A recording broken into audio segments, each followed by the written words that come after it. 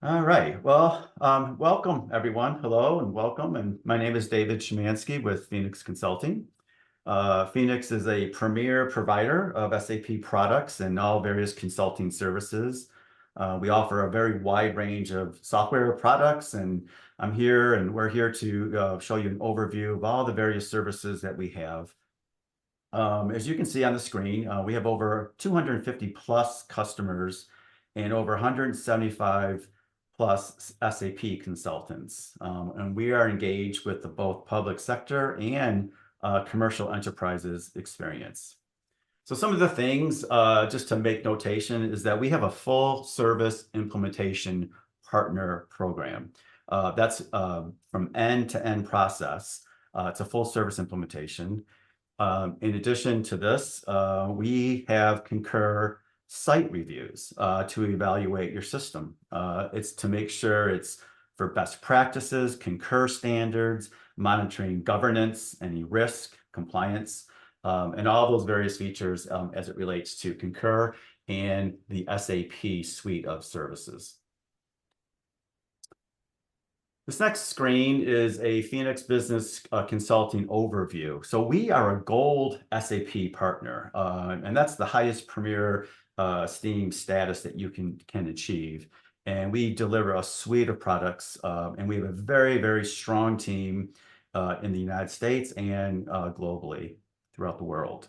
Our consultants have at least 10 years plus experience, and I'm here to talk about Concur. Concur is one of the parts of the SAP product of suites that we have. And this today is going to be one of many reoccurring monthly webinars to discuss Concur content, functionality, and all the different features that Concur has.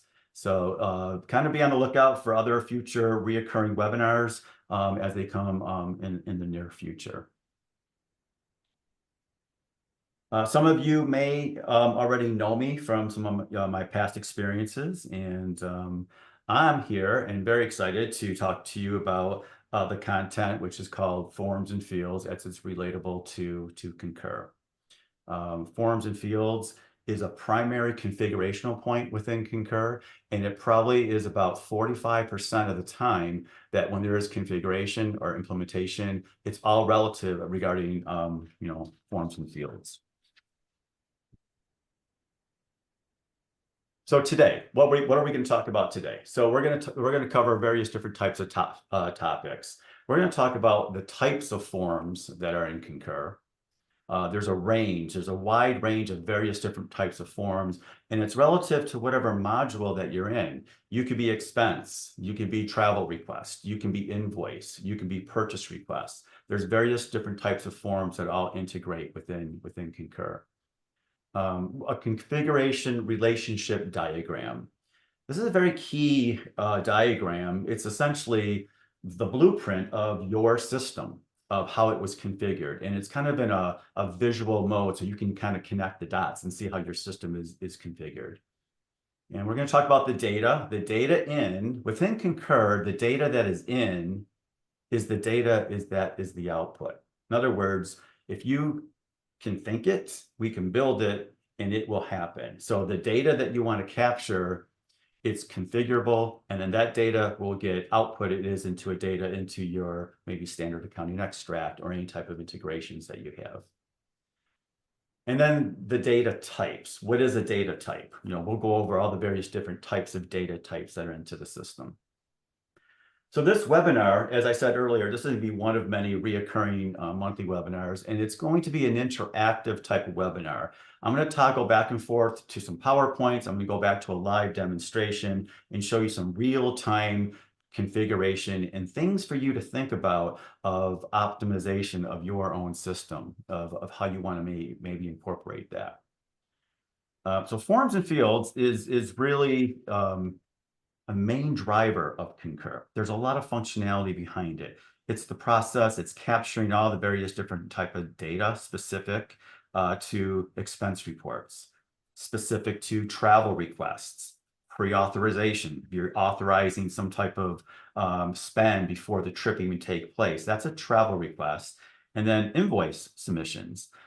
These are all various types of forms, and we can tailor these forms very uniquely for your organization and make it all workable and make it all scalable. So what is a form? You know, forms and fields, what does that mean? So these are some. We have an employee form. Everything must start at your employee profile, and that is a form. That's a user form. You know, if you were building a house, you know, people who live in Florida can probably relate to this better because, you know, there is no basements. There's a concrete slab in Florida. So when you're building a home in Florida, you are on this concrete slab. Think of that as kind of your employee form. That's your starting point. Everything has to start from your employee profile. And then that information cascades or copies into the report header, an expense entry, and then finally filtering down into an allocation or a distribution, or if you're cross-charging some of your cost objects. So we're going to go over some of these types of forms and what that does and what is a form. So forms is the documentation capturing specific information, unlike fields. So there's a differential between a field and a form. Fields is the individual data entry points, and that information is on the form. We put this specific information onto the form. And these are some of the data points that we can capture is a text field. You're actually writing something. You're writing a text information. You can capture this from a list, which could be a singular list, a flat static list, or it could be a connected list. It could be a relationship or a multi-tier type of list that you want to capture some of this information. Numeric, we can even go down to an integer of whole numbers or dates. These are some, not all, of some of the fields that you want to capture inside of these forms. So this configuration relationship diagram, this really, whether you be in the public sector or enterprise or any other environment, your system is built based upon this relationship diagram. And at the very top that you see here called user, this is you. This is an employee form. These orange boxes, 1, 2, 3, 4, and 5. These orange boxes is a one-to-one relationship with that employee form. You have one ledger. Can Concur or can Phoenix build more than one ledger? Of course, we can build multi-ledgers. We can build a hierarchical type of ledger and capture some of this data. But you, the user, can only be in one ledger. You cannot reside in 2 ledgers. You only have to be in one ledger, and that drives your financial information. One country, can't be in 2 countries. You only can be in one country. You have to reside in one country. And group is very important. And we'll talk about this probably in another future reoccurring webinars, but group is the differentiator of functionality. In other words, if you had a group of users that maybe are allowed to do certain function and another group of users, that is a reason why you would create multiple groups. Concur is based upon a global template, and that global template is based upon VAT or non-VAT. Here in the United States, we are a non-VAT country. The rest of the world is VAT related, and that's value-added tax, trying to capture a reclaim on some of these expenditures. Localization, and then your currency. So these 4 boxes is a one-to-one relationship with the employee form, and that's the user. How this correlates or how this is relative to the system is in here. So this is a live system. This is a what we call a company administration. It's a user profile. And the red bars that you see here are part of this employee profile. So there's a group. It's a red, that means it's a required field. Invoice group. as you notice, this says expense and invoice settings. This is a core product of Concur. In other words, not configurable. Expense and invoice settings will always be a part of your employee profile, whether you use it or not. So in this particular example, if we are using invoice, that invoice group must be acknowledged. So this is that one-to-one relationship, one group, one employee form, one ledger. As you can see, if I click this drop down, it will give me many ledgers to select from. So me, the user, must be in one ledger, currency, one reimbursable currency, and then one country of residence.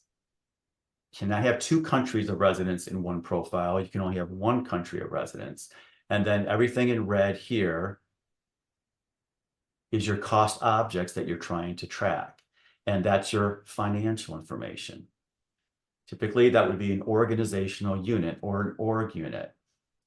As we get into this more, and hopefully you'll see some aha moments or some good things that maybe are relative to your system, but org units typically are always going to be on your employee profile, whereas custom fields can be anything other than that, what you're trying to capture.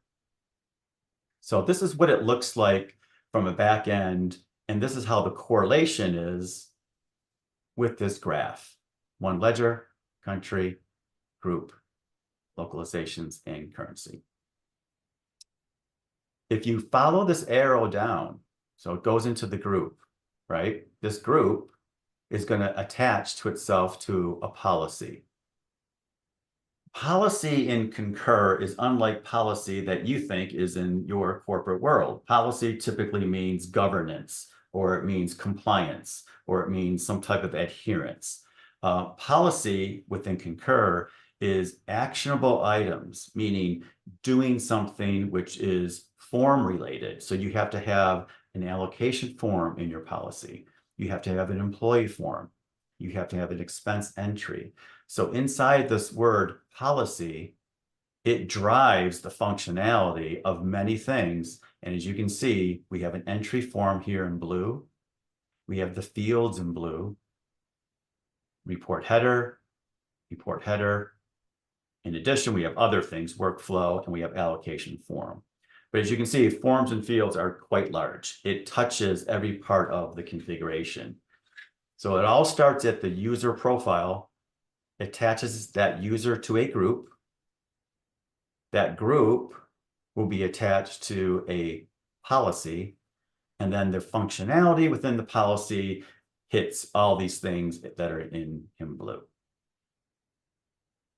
So going back into our live demonstration, I think it's important that you see what it's like for an end user.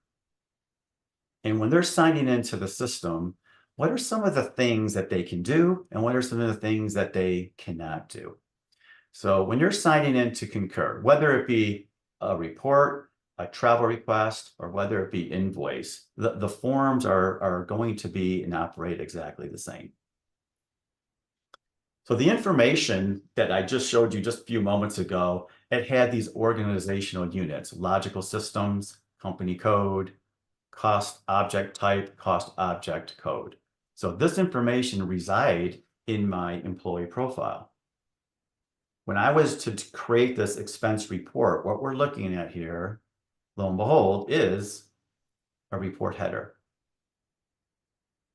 So the word billable, report name, date, and so forth, these are the fields that are attaching itself to this form, which is the report header form. When you do create a report header, you may see things such as this and this little tiny asterisk. That means it's a required field. You must put something in here. If you do not, you would get an audit rule. It would stop you from submitting your expense report. And if you see this little tiny question mark, this is what's called a tooltip. It's more of a descriptive information of what you're trying to accomplish. I was looking at this and I went to over 200 characters and I was still going on. So you can write quite a long, lengthy information of what you're trying to capture for your users. So if they click into this question mark, they'll get more descriptive information. Here's another question mark. If I click into my question mark here, it's saying, this is a list of your projects. And then you would select a list of your projects. This is not required. As you can see, there's no red asterisk, but it's an optional field. It's not mandatory that I put something in there. One of the unique things is, let's pay attention to this word billable. And I'm going to get a drop down. And this is a drop down list. And it's attached to the form. And it's asking me this question, is this billable? Yes or no? If my answer is no, I can go about filling out my report and click no. And then click create report. And then I can go about and select expenses and allocations. If I click yes, it is billable. I want to select the word yes, and it drives another condition called name of customer. So the logic behind this is that we are saying, if you select yes, it's billable, then who are we billing this to? We're going to bill it to a customer. So this is a very smart thing, very efficient thing to have, and it cleans up the real estate of a report header. There's no wrong answer. If you say, yes, it's billable, it will give you a drop down of who are the customers. And this could be a text field. It could be any various different types of information. So going back to the word no, there's no customer to bill it. Going back to the word yes, now I can select who I am going to bill this to. So this is a conditional field. It behaves and it operates pretty much like a connected list. Connected list is a relationship. It's a multi-tiered relationship. This is a connected list. Logical systems will drive what company codes. That will drive what cost object I want to select. And that will drive what cost object I want to select. And then this is a static list, simple list of my projects. A good practice is to think about the user experience, because you want buy-in. You're going through an implementation and you want optimum efficiencies with your users. You want that buy-in. You want them to be happy at what you're doing. So you have to look at the screen and you could say, what am I doing with this information? If this was read-only, do I need it here? What is the rationale to have this? If I'm going to make changes like I just did, then that's acceptable. But if this was just going to be read-only, such as this is read-only, you want to think about possibly cleaning up the real estate to make it visually acceptable for the end user so they have a good experience. So in other words, if I wanted to make this not read-only, but if I wanted to hide it, I could go into my system and make this a hidden field, and it just makes the real estate of this much more pleasant. So I'm going to do that for you. I'm going to go ahead and cancel this for right now.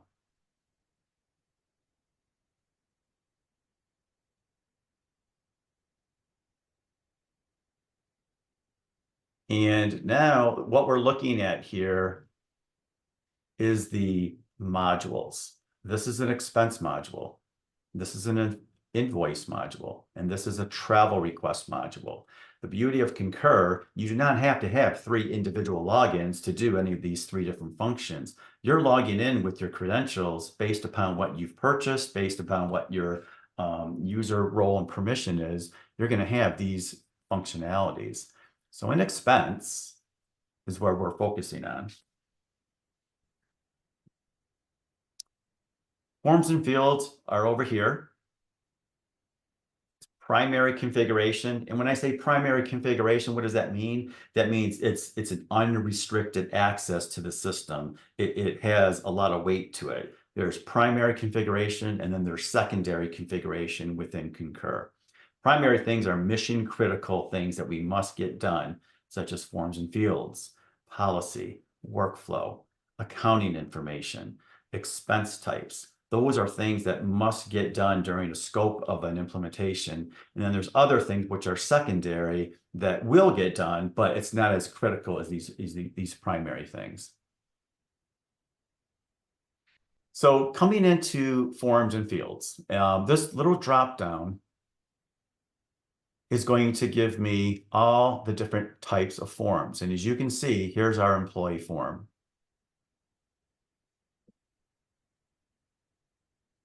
Here's our report header form.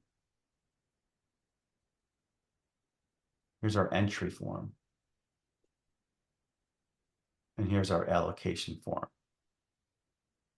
This is a very natural order of progression. Things start at the employee profile. The end user signs in, creates an expense report. That information copies into the report header. And then that person goes and they select an expense type, and that has a form attached to it. And then they're able to allocate.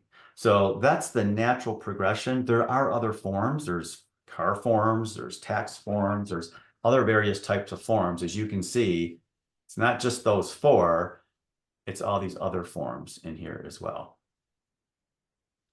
So going back to that example, if I go into my expense report header form, here is the form I'm referring to. When I click this little plus icon here, from the word policy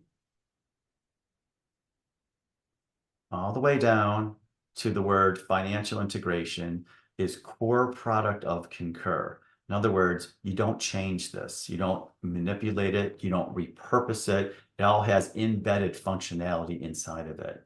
The only things that you would configure is any organizational units or any type of custom fields. So that word policy was up in here. You, as an administrator within Concur, you have the power. If you have the rights to this, you can click into any one of these data points. This is the data point. And from inside of here, I know it looks like a lot of information, but the access rights is essentially who can do what? What do you want? What would you like the employee to do? Do you want them just to read it as it's set right now? Do you want them to make a modification? If you had maybe 3 policies or 2 policies and you wanted to give them the ability to select whichever policy, then you would change the access rights for that user to modifiable. In my example, what I want to show you is I'm going to change that to hidden. We know they're linked to the Phoenix policy. That Phoenix policy just doesn't do anything. It's just there to see. So we want to make this more aesthetically cleaner for the end user to look at that. So I'm going to go ahead and click the word save. And let's take a look at what the result of me just doing that, how it impacted that user.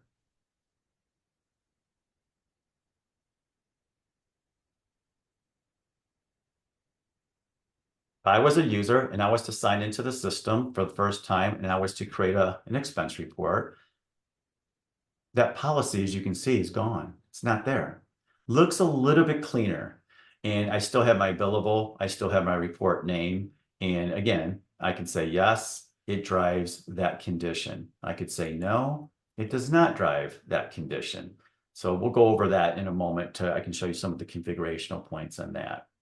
Same thing. If this has no functionality and it's just visually and you're not doing anything, then you can hide this and think of your end user experience, how much nicer that's going to be. So in this case, let's just say I'm going to create my new report. What is that new report? That's my report header form.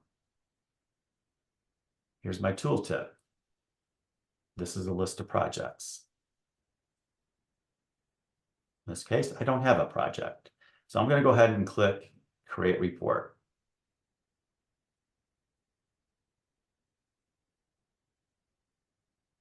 If I needed to add expenses, now the beauty of Concur is there's a lot of forms, a lot of expense entry forms that are shared amongst many expense types, and that's very, very efficient to do. But there are certain forms that have embedded functionality, such as the very first one I'm going to show you is personal car mileage.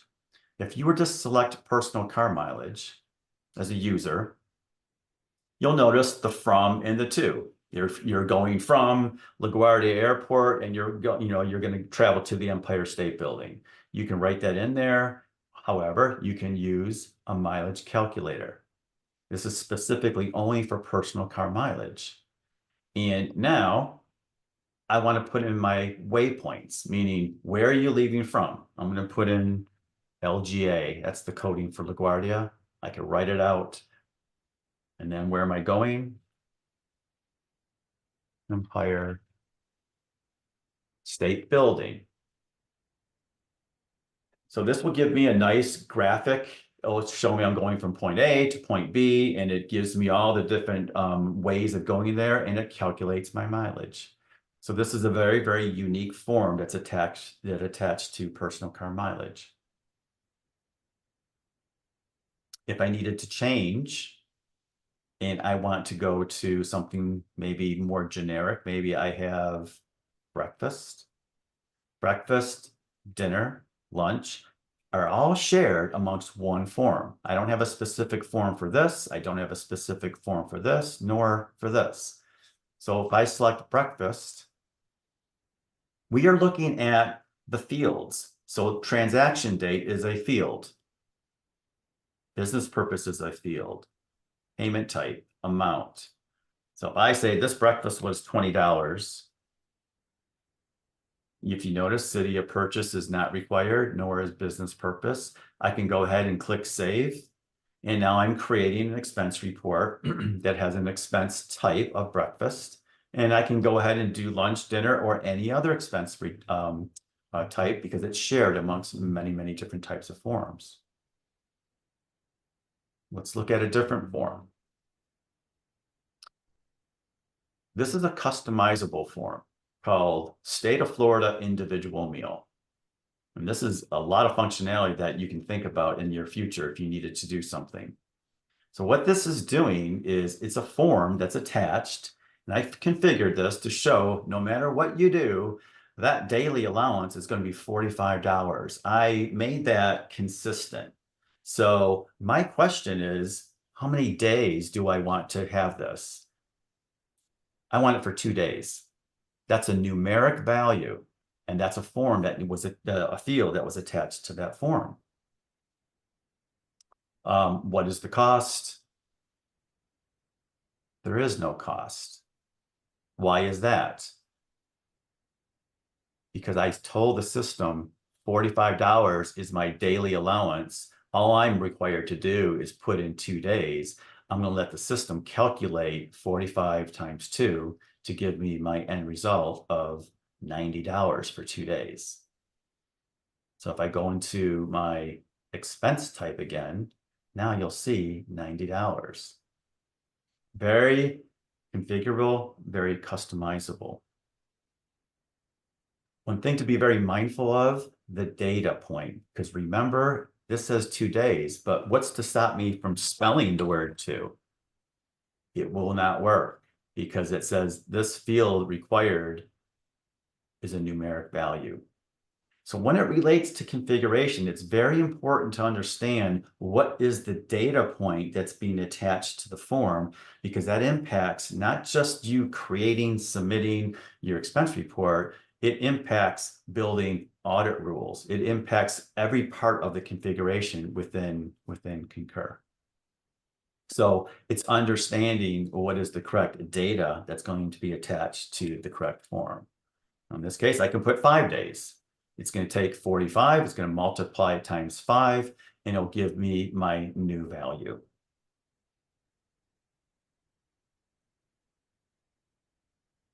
So every single expense type has different types of functionality embedded to it.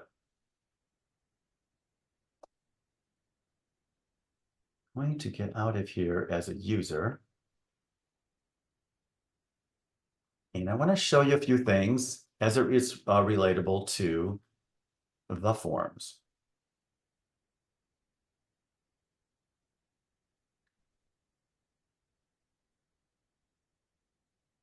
Expense report header. So we have 1, 2, 3, 4, 5. As you notice, this says conditional fields.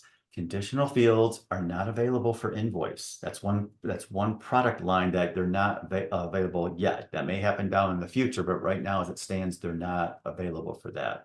But they're only applicable to report headers, and they're only applicable to expense entries. As you can see, it's opened up to do. If I select my employee form, that would be grayed out. I won't be able to do a conditional field on there.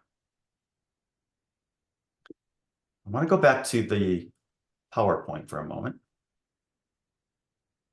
and show you these truly are the data types. You have an amount, boolean, little checkbox, date, whole numbers, integers, lists, connected lists, numeric, and text. These are the data types that are applicable in Concur to utilize. Where that is, if I go, say, for example, my report header, and I do click into the fields. Now, as you get comfortable, as you kind of understand the way Concur operates, you'll get a good visual of this, of what a form field is and what a field is. So remember, the fields is the data that's attached to the form. If I was to come in here and select a custom field, these are empty. These are open. I can configure these. So if I select, I want to say custom number 8. What do I want to do with custom number 8? Well, it says custom 8. I can go ahead and put in here, I want to create some type of list. I can create a text field. It could be an answered question. It could be anything that you are trying to capture as data. So in this case, let's just say it's a list. And I want to say list of projects again. I'm just throwing that out there because this is what I want to create. And here it is. There's the data type, and it defaults to a text value.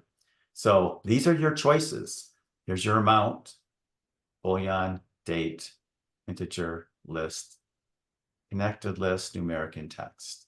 So if I want to point this to a list, that has to be accurate. And then inside the configuration is where you want to identify what list are we trying to capture. So down below here, I'm going to scroll down below here, and here is a list of projects. This information could either be site required, not recommended here at all whatsoever. You never want to make anything site required at the fields, because if you do, it locks it down at the form fields and it makes it required throughout. If this was a list of projects and I had 10 projects or I had 15 projects, I would use this control type as drop-down list and call it a day. If I had 15,000 projects or 30,000 projects, I would use list with edit helper. And this gives you the ability to start typing in a couple of characters, a couple of words, and then the system is smart enough, it would pick up what project list you're trying to identify. So it's making sure what you want to capture, a regular list, or if it's going to be a multi with many, many more types of lists. The access rights. Who can do what? Do you want the employee to modify it? Modify it? Yes, you do. Or, do you want them just to read it, or do you want to hide it? These are the access points of what you can do as an administrator. Same thing applies to the approver and the expense processor. So creating this custom number 8,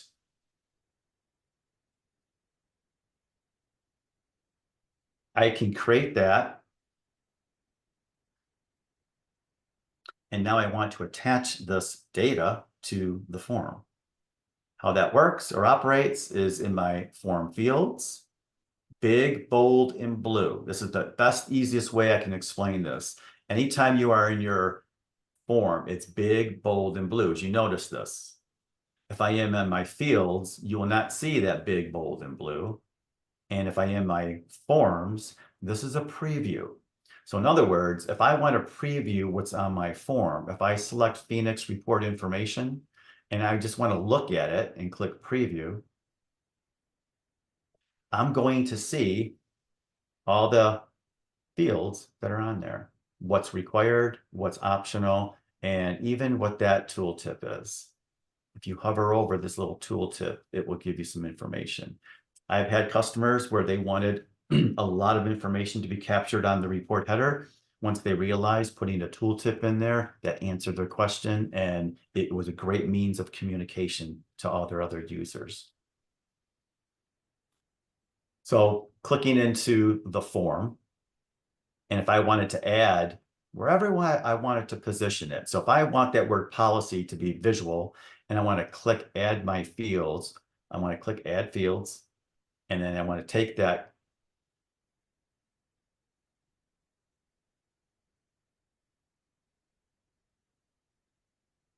it's actually custom 8. If I want to take this, I want to add it to the form. And then I could clean this up. Visually, if I sign into the system, you would be able to see that there's a list of projects on the specific form. One of the things that you are going to come into play is the expense types. The expense types from the global template has all non-VAT and VAT types of forms. So there's a form, or I'm sorry, there's an expense type that I created called training books. When I created this, I wanted to click modification, and this is the creation of the expense type. Here's my naming convention. This is the spend category. These are all the various things. This will be in another workshop too, just so you know, down the line, this will be another workshop specifically about expense types. But there's these 5 things that need to be connected with these training books. Clicking into next identifies the policy that expense type is going to be attached to, and this is the form. It's a specialized, customized form called training books non-VAT. But these are all the various forms that you can use. If you are in the United States and you're not dealing with a VAT configuration, you always want to use anything that references non-VAT. Reason why that is because VAT forms have embedded calculations for tax purposes. City of purchase must be always a required field. Receipt status must always be a tax receipt or non-receipt. So there's various different types of forms, and you can see this form is now attached to that policy, and that expense type is now linked to that policy. And then we'll go through these various different steps. Finally, linking it to my ledger. So if you remember a few moments ago when I was showing you, is this billable? Yes, no. Not only can that be a conditional field, that impacts your GL counting. So if my answer is no, it's non-billable, it's mapping to training books and my account code 7685. And my answer is yes, it is billable, it's mapping to the same expense type, in addition, mapping to 5201. That's the GL account code. So the end result of forms and fields, it impacts many parts of the configuration, and it attaches to expense types, it attaches to many forms, the employee form, entry form, allocation form. These are all the various different types of data points that you can utilize. And lastly, to discover is that when you have an employee profile, Concur gives you or allows you to have 6 organizational units, no more or no less. Report headers, same thing, 1 through 6. Entry forms, 40 custom, and then your allocation will always be custom 1 through 20. Now, you can combine org units and custom fields together. because they operate and they behave exactly the same. There's absolutely no difference between the functionality of that. The only differential is organizational units typically is financially information tracking all your cost objects, and that's all for reportable purposes. And custom fields is tracking anything other than that, such as, is this billable? Yes or no? Is there a project to this? You know, it's anything that's non-financially involved. Lastly, to show you where these org units and where these custom fields truly do reside, is if you monitor or look into the forms and fields, and I go, say, to the report header, for example, and I want to go into my fields. This is the third one over from the left. You can see I've been using custom 5, custom 6. These are all in use right into here. And then here's my other custom fields that I used, and then more custom fields that you can apply to. If you ever ran into a situation where you ran out of them, there's a couple things you need to think about. Why are you running out of it? Because that's a pretty hefty configuration, and you have to think about that user experience. And if you do run out of them, you cannot really repurpose them, and you can't purchase them back from Concur. So all the years of experiences that I have with Concur, there has not been one customer that I know of that's ever been in that situation. Some have been close, but not all the way to that they actually, you know, had to get some other type of custom fields or organizational units. Okay, I'm going to open this up to some questions, and I do see a hand. Lisa, I don't know if you can hear me. Can you hear me? I can hear you. Can you hear me? Yeah, I can hear you. Okay, you had indicated that site required should not be selected. Can you go over that statement again, when it should be and when it shouldn't be? Right on. You're right. I'll do better than that. Let me show you what the impact would be. So if I put in projects, this is fields now, and if I make this site required, see it's blue, site required, and I click save. I go into my forms and fields, and I want to pull up that project.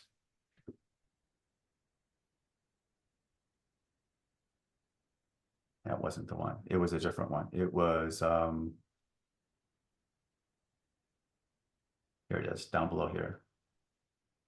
See how this is locked down, Lisa? I can't change it here. I have to go back into the fields to make that change. So this is locked down from the forms perspective.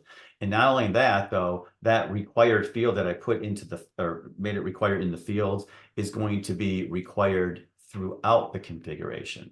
So best practice, always best practice is never do that. Always leave this as in your fields.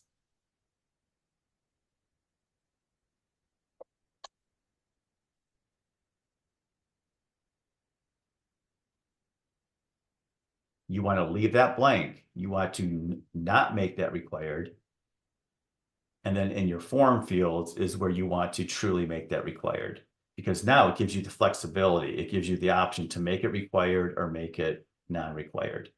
Got it. That's great to know. Yeah. Yeah. No worries. No worries at all.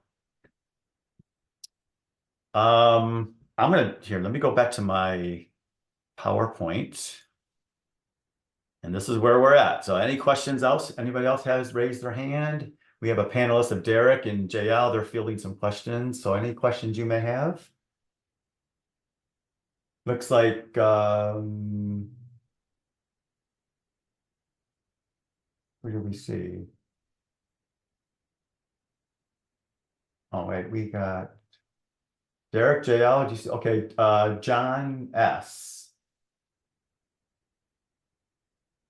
Joanne or Joan S. Do you have a question?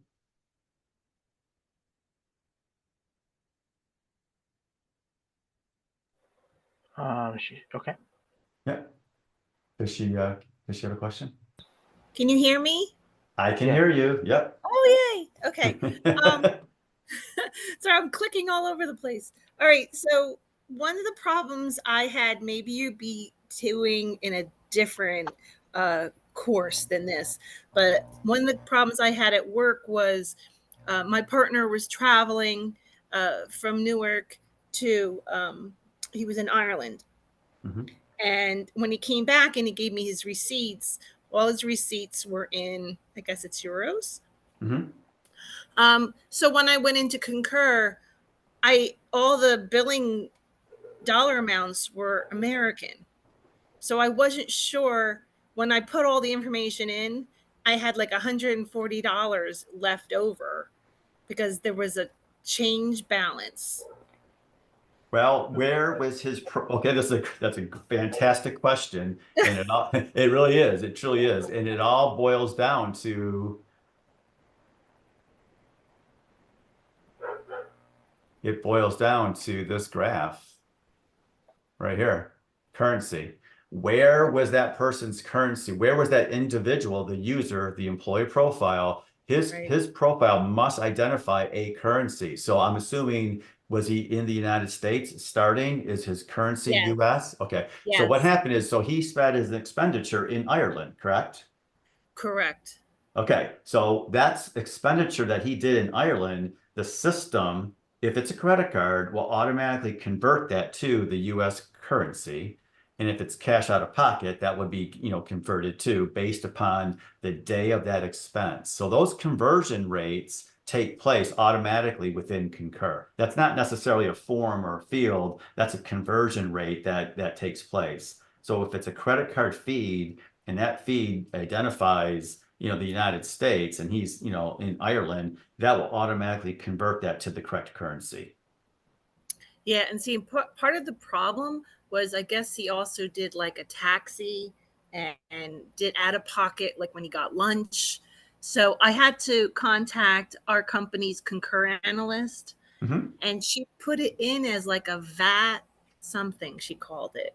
Yeah, oh yeah. Yeah. So Joan, do you remember that last question I was saying VAT and non-VAT, how important that is? Because if he had a non-VAT form attached to his profile, that is going to be a problem because it needs to be a VAT form because VAT has city of purchase required and a tax receipt or a VAT receipt. So what Phoenix Consulting does is we offer a site review. This is where we can come in, look at your system, validate your system that it's up to Concur's best practices for governance, any risk, compliance, and you would be surprised 9 times out of 10, many customers have the wrong form attached to the wrong expense type, experiencing just these types of issues, just as that. Right.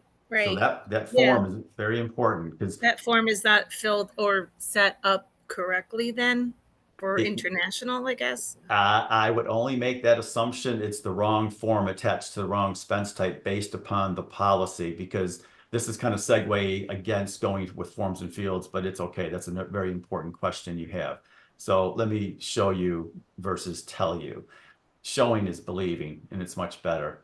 So Ireland, Concur has an Ireland global template with all the statutory requirements based upon Ireland. So as you can see, it says Ireland. If I click into these expense types, you will see no word referencing non-VAT. Okay. So if it was taxi, for example, whatever he took,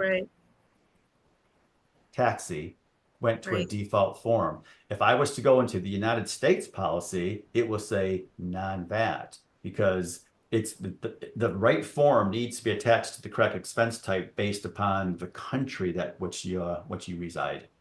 What does VAT stand for? Value added tax. And we are the only country, there's maybe 3 or 4, I think the Caribbean's one, that we are the only country in the world that does not have a VAT calculation, and that's a reclaim. So in other words, your company can reclaim a percentage of all the expenditures because of the VAT calculation. It's value added tax. Okay. I got you. So what, this is a really great thing is what we can do. We can come into your system and make these types of evaluations and make sure it's configured to the right ways of best practice that can eliminate all that risk. Because if you're not calculating the VAT right, there's monetary implications with the government as it relates to the VAT calculation. So Right, it's right. very, very important that you have those right forms connected to the right expense types. Now, the company I'm at now, what I used to work at the Army, and I worked at Picatinny Arsenal Mhm. in New Jersey. I swear that their Concur actually had two columns, if I remember correctly. Is there possibly two different types of Concur? Two columns. What do you mean by two columns? Well, like when I sent my guys to Poland, it looked like when I was doing their expenses from their credit cards, it automatically populated US dollars and like euro dollars. Well, Is that possible? it's possible. The only thing I can think of, and I'd have to see it and look at it, and, to really give you a good analogy of that. But Right. if that person was, let's say he was in the Ireland profile and he went to Poland, and now you're talking about the Polish exchange rate to the Ireland exchange rate. So whatever form, and that's right over here. So I always like to believe in showing you versus, just telling Right. you. But right Right. over here is so very, very important. I'm going to do it this way so you can see better.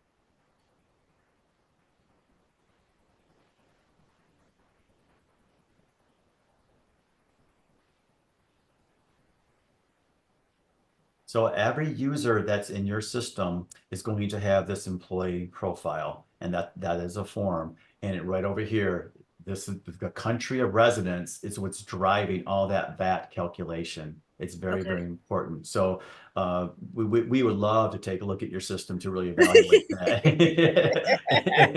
And really we can open up What a many. mess, right? Yeah, no, but that's very common. It's very common, and it happens a lot. So, but you want to make sure that's fixed correctly, because if not, it could be potential problems. And I can only imagine the experiences that the users or the administrators are having trying to resolve that too. Right, right. Yeah, Yes. Okay, thank you. very welcome. Very welcome. Does anybody else have any questions we can answer? Our hands are up.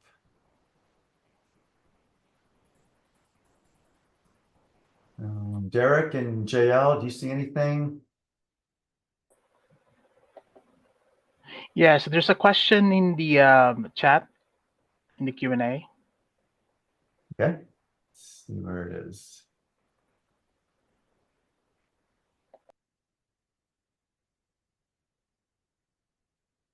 I don't see the question, JL. So in the Q&A, there's a question from an anonymous attendee.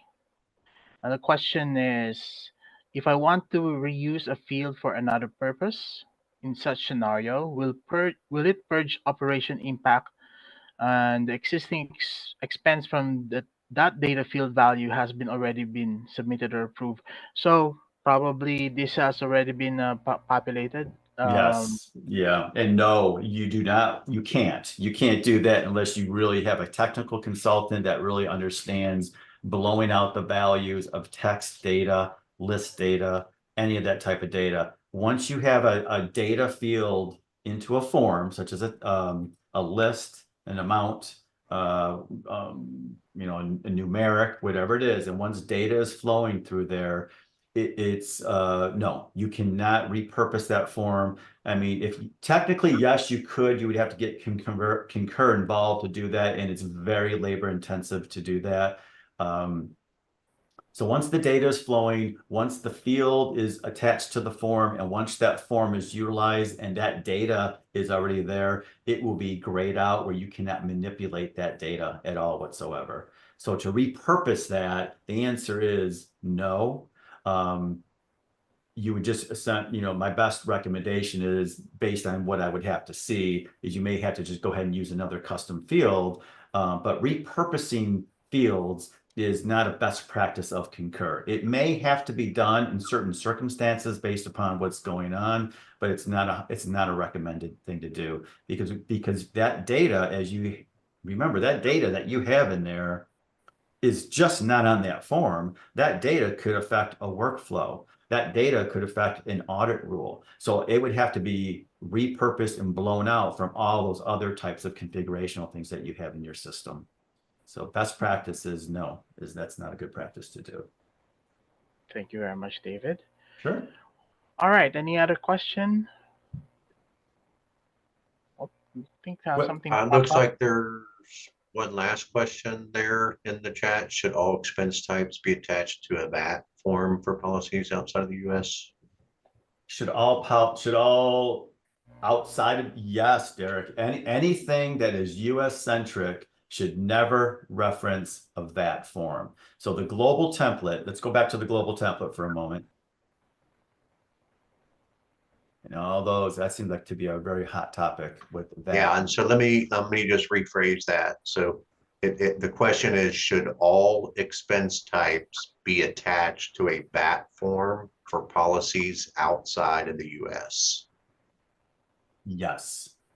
Yes, they should. They have to. Because that's all representing the statutory requirements of that specific country. Germany, if you all can see my screen, Germany expense types have very, very specific forms, and there's no reference to VAT. This is nothing to do with that. So the way Concur configures this global template, it's assuming all countries in this whole world are going to be VAT configuration, with the exception of the United States. Let me just show you another one, the Czech Republic. This is, obviously this is not the US. This is a global country. The expense entry forms, no reference to VAT. So this is VAT. There's no reference to non-VAT. So all of these are a VAT form. Let's go back to the United States, which is actually Phoenix, because I just configured it as Phoenix. But if I go into the Phoenix policy, think of that as the United States. And if you look into the expense types, non-VAT, non-VAT, everything is non-VAT. So the global template of Concur is geared up to make it almost foolproof if you follow the correct steps in the configuration. So anything United States will always reference the word non-VAT. Any other country that you use must have the word not non-VAT in there. I can show you, let me do something real quick if you don't mind, and show you the differential of what that looks like from an end user's perspective. And I want to be mindful of your time because it is 4 o'clock. So I want to make sure we can answer all your questions, but I just want to make sure you can see what the differential would be. And this is the employee form. So I'm going to go back into a user that we created. So this user that we created is all relative to the United States. If I click inside of him, Phoenix Group, United States, we're going to change that to Canada.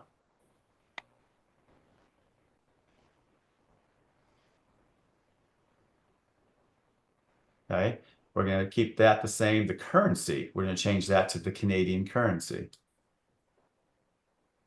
Okay, all your financial information can remain the same. So we got the Canada as the country, currency is the Canadian currency, the group, very important. That would not work because that needs to reference the Canadian group. Invoice group, don't worry because we're not really dealing with invoice. So that group, that country, that currency, and that ledger all, needs to be correct. And that information goes back to this: ledger, country, group, localization, and currency. All of this is mapped to the user, which is the employee form. So now if I go into that user, now this user is a Canadian user.